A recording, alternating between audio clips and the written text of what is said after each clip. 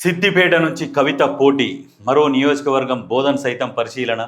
రసవత్తరంగా రాబోయే అసెంబ్లీ ఎన్నికలు. మే మొదటి వారంలో కవిత పార్టీ తెలంగాణ ఉండేలా రిజిస్ట్రేషన్. టచ్లో బీఆర్ఎస్ నేతలు. మేలో పార్టీ పెడుతున్నది, ఆ పార్టీ పేరులో తెలంగాణ అనేది ఖచ్చితంగా ఉంటుంది అని చెప్తున్నది. సరే, ఏ గుర్తు వస్తుందో ఏమో తర్వాత సంగతి. మరి పోటీ ఎక్కడి నుంచి చేస్తున్నది అంటే టార్గెట్ సిద్దిపేట. సిద్దిపేట నుంచి పోటీ చేస్తే హరీష్ రావుని క్లోజ్ చేయాలి. ఆమె టార్గెట్ అదే. ఎందుకంటే హరీష్ రావు ఈమె జైలు పోవడానికి కారణం హరీష్ రావే అని చెప్పేసింది. హరీష్ రావు నవ్వుకున్నాడు. అంటే ఈమె జైల్లో ఉంటే కూడా నన్ను ఇడిపియాలంటే కూడా 100 మార్గాలు ఉన్నాయి. బయటికి బెయిల్ ఇప్పించి తెప్పించుకోవాలంటే రకరకాల మార్గాలు ఉన్నాయి. 10 సంవత్సరాలు రాష్ట్రాన్ని పరిపాలించిన ఒక ముఖ్యమంత్రి అయ్యుండి బయటికి తెప్పించుకోలేడా? మాట్లాడలేడా? బెయిల్ తెప్పించుకోకపోయాడా? తెప్పించుకోవచ్చు, కానీ ట్యూన్ చేసిర్రు. కేసీఆర్ని కూడా మార్చిర్రు. మీరు ఇప్పుడు జట్ల చేయొద్దు, ఆమె మనలోనే ఉండాలి, మనకు మైలేజ్ వస్తుంది, కాలం కలిసి వస్తుంది, అన్ని రకరకాల ముచ్చట చెప్పిర్రు. ఎందుకు చెప్పిండంటే ఆమెని జైల్లో ఉంచితే ఆమె మానసికంగా కుంగిపోవాలి. కవిత మానసికంగా కుంగి రాజకీయాలకు దూరం కావాలి. ఆమె దూరం అయితేనే నాకు అడ్డు ఎవరు ఉండరు. కేటీఆర్ అనే వ్యక్తి తెలివికల వ్యక్తి, ఆయన షోకులు ఆయన ఉంటాడు, మిగతాది మనం చూసుకోవచ్చు ఇక్కడ అనేది ఎత్తుగడ హరీష్ రావుది. కేటీఆర్ది డిఫరెంట్ టైప్ మెంటాలిటీ. షోకులు ఎంజాయ్ అల్ల మునిగి తేలుతుంటాడు.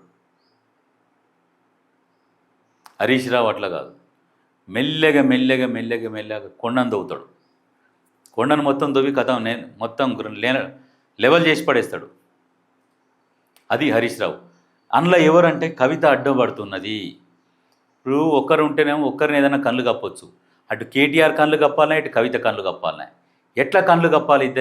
వాళ్ళిద్దరిని విడగొడితే ఒకరిని బయటికి పంపితే అయిపోతుంది కదా అనే స్కెచ్ చేసిండు. బీఆర్ఎస్ పార్టీలో, టీఆర్ఎస్ పార్టీలో ఉన్నోళ్ళని అందరిని బయటికి పంపడంలో కీలక పాత్ర హరీష్ రావుదే. మళ్ళీ ఎప్పుడు నవ్వుకుంటూనే అందరికీ స్కెచ్ చేస్తాడు, బయటికి దోతాడు. సొంత బిడ్డని కేసీఆర్తోనే బయటికి పంపించే ఏర్పాటు చేసిండు.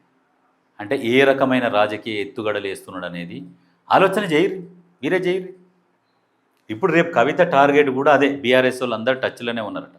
ఎందుకంటే గతంలో సర్పంచ్ ఎలక్షన్లప్పుడు కూడా మనకు ఇన్ఫర్మేషన్ ఉంది. గ్రౌండ్ లెవెల్లో పోయినప్పుడు జనాలు ఏమనుకుంటున్నారంటే బీఆర్ఎస్ వాళ్ళే కవితక్క పోటీ చేసి ఉంటే ఓటేసేటోళ్ళం అని సర్పంచ్లు కూడా అన్నారు.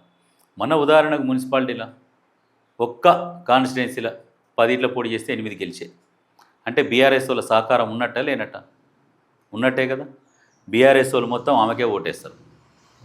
బీఆర్ఎస్ స్థానం ప్లేసులు మొత్తం ఈమె కైవసం చేసుకుంటుంది. ఈమె మరి ఏ రకంగా ఆర్థికంగా బలంగా ఉన్నదా, ఎట్లా ఉన్నది, ఈమె అడుగులు ఎట్లున్నాయి అనేది కాలం నిర్ణయిస్తుంది. కాలంతో పాటు మనం చూస్తుండాలి ఏం జరుగుతుంది. ఈమె యూటర్న్ తీసుకుంటే మనం ఏం చెప్పలేం, కానీ కాకపోతే ఈమె కంటిన్యూగా అట్లనే కొనసాగింది అనుకో, ఖచ్చితంగా ప్రజలు పట్టం కట్టే అవకాశం ఎక్కువ ఉన్నది. ఎందుకంటే ఈమె ఒక ఆడ మనిషి, కుటుంబం నుంచి వెలివేయబడ్డది. ఈ సెంటిమెంట్ ఒకటి ఉన్నది. ఎందుకంటే తెలంగాణ ప్రజలకు ఎట్లుంటుందంటే అరే అమ్మయ్యో పాపం అంటే ఈ ఆదుకుంటారు, ఇక హక్కున చేర్చుకుంటారు. తెలంగాణ ప్రజలకు అదో సెంటిమెంట్. అట్లా అయ్యో పాపం అనేది ఒకటి ముద్ర పడ్డదనుకో, ఖచ్చితంగా హక్కున చేర్చుకుంటారు.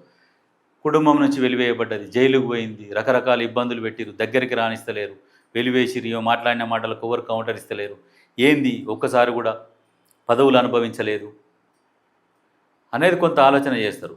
చేసి బీఆర్ఎస్లో ఉన్న వాళ్ళు మాత్రం ఓన్లీ మాకు పట్టం కడతారు. ఖచ్చితంగా అది జరుగుతుంది.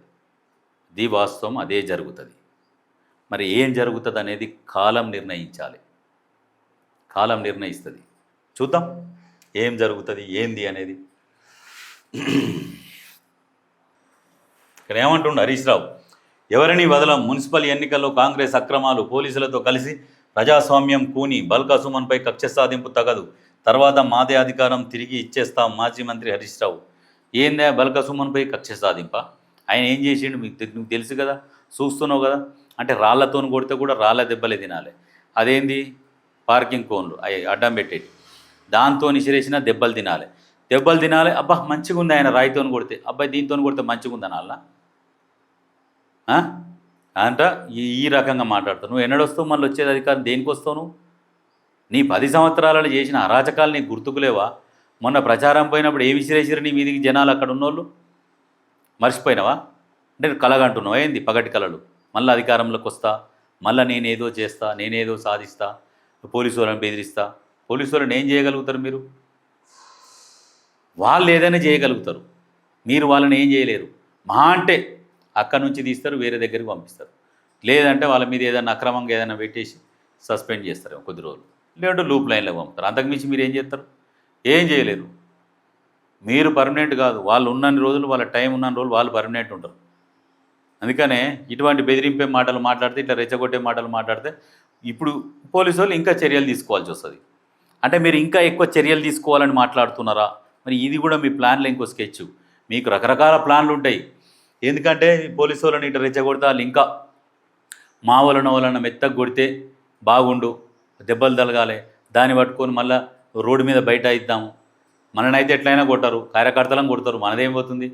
కొట్టగానే మనం పోయి పరామర్శించి రావాలి, పలకరించి రావాలి అనే ఆలోచన ఇట్లుందా? పోలీసు వాళ్ళు కూడా సంయమనం పాటిస్తారు, అన్నీ తెలుసు. వాళ్ళకు రాజకీయాలు తెలుసు, వాళ్ళకు రాజకీయం ఎట్లా చేయాలో కూడా తెలుసు వాళ్ళకు. ఎందుకంటే వాళ్ళు అన్ని రాజకీయ పార్టీల నాయకులదే అందరిని చూసుకుంటూ వస్తున్నారు.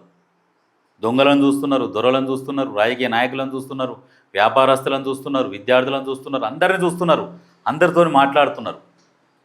ఎవరి మెంటాలిటీ ఏంది, ఎట్లా రాజకీయాలు ఉంటాయి, రాజకీయం ఎట్లా చేయాలనేది పోలీస్ వ్యవస్థకు వాళ్ళకు బాగా తెలుసు. అందుకనే మీరు వాళ్ళని రెచ్చగొడితే వాళ్ళు రెచ్చిపోయి వాళ్ళు ఏం చేయరు, వాళ్ళు చేసేవి చేస్తారు. కానీ రెచ్చగొట్టుడు మానుకో, బాగుంటుంది.